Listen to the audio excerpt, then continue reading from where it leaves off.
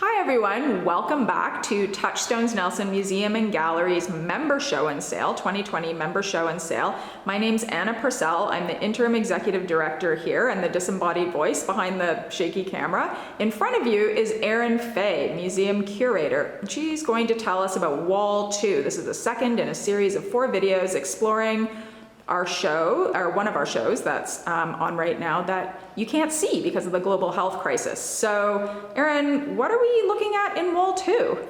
Yes, Wall 2. So, the top piece belongs to Michael Graham. It's untitled. It's created using rust-dyed canvas and acrylic on board. It's gorgeous colors. Yeah, there's something really amazing that's going on with his ability to channel rust like that. Below that piece is a grid created by Carol Wallace called Rock Windows, collage and oil on birch. She created this in 2019. I know it's a piece of a bigger project that she's working on right now. Oh, I didn't know that. Yeah, this is a great opportunity for artists to introduce new work, these kind of shows. This piece here, Red and White Quilt 2, is by Susan Andrews Grace, and it's a mixed media piece from 2019.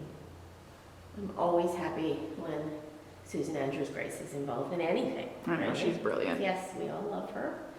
Underneath that piece is a triptych by Julie Breton called Après nous le déluge, number 1 through 3, mixed media on canvas. And I would love to hear how people felt my translation was. Not good, I assume. The photograph called Party is by Michelle Oakley from 2019. She's new to town, isn't she? She's new to town, and this photograph is an excellent breath of whimsy and kind of irreverent fun. People were having a lot of fun watching her react to people reacting to it at the opening. Nice. Which is cool. Underneath that is a piece by Brent Bukowski, Art Feeds Our Family. It's made from reclaimed metals. And the piece in the middle, this small assemblage piece, which Nan Carson calls a mixed art doll, is called Where's the Rain?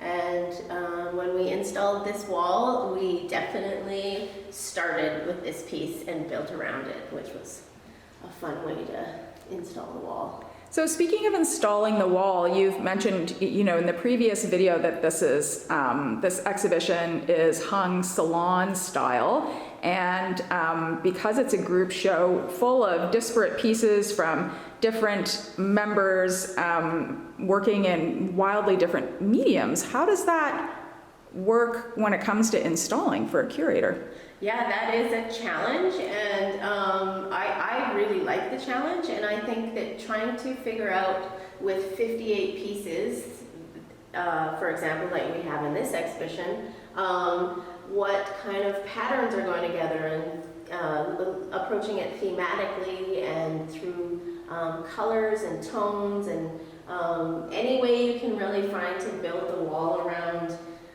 an idea, or to kind of create a cohesion that is going to make sense and best represent all of the work, because group shows that are hung without a sensitivity to a rhythm of what is happening when someone is going around and looking at work, it can be almost like a visual whiplash in a way. So there's a lot of thought that goes into what piece goes beside the other, and I think we did a really good job. I was really happy with how this exhibition went together. Me too.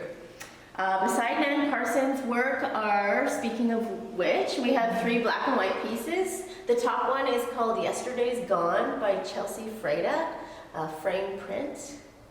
Chelsea's work is very easy to recognize.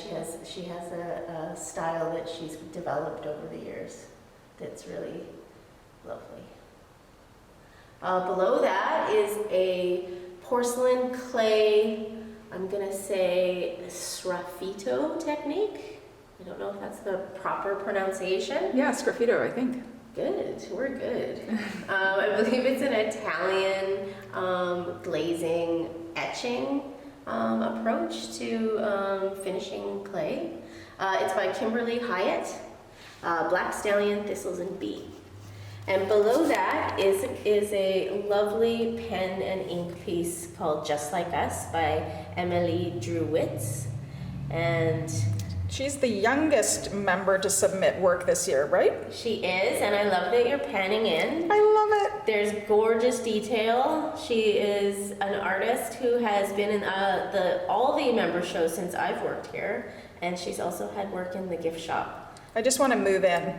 I know, To this landscape. it's a carefree place there. It's a lot different than the world we live in right now. Maybe that's why I love it. And she's what, 14? I believe she's 14, yes. She's our youngest artist represented. Next to those, the top piece is called Winter Storm by Erica Conrad, acrylic on canvas. Eric, again, is a very well-known and loved Nelson artist. It's great to have her work in here. No, the light is really washing the color out. So I really want people to be able to come in and see this work in person. They're going to be able to do that hopefully this summer. Is that right? Yes, that's the plan. We'd like to extend this exhibition by at least a month or two into the summer so that people can come in when we're open again. That's the game plan. Nice. And below Erica's piece is an artwork called Cloud Mountain by Mary Ellen Marshall, acrylic on canvas, and she created it in 2020. So evocative. Isn't it lovely? Yeah, it looks very washed out, like there's rain happening as we speak. I recognize that summer storm. Beside those, we have two photographs. The top one is called Guatemala Untitled by Louis Bachner, a photograph on canvas. And Louis is a familiar photographer to a lot of people, lives in Argenta, does a lot of work in the region and outside, and also just kind of a really nice guy. True story. Under that is Great Horned Owlets View Their New World by Alistair Fraser. Beautiful photograph. Lovely. Well, thanks, Arin. That's wall 2. Stay tuned, everyone, for wall 3 coming soon.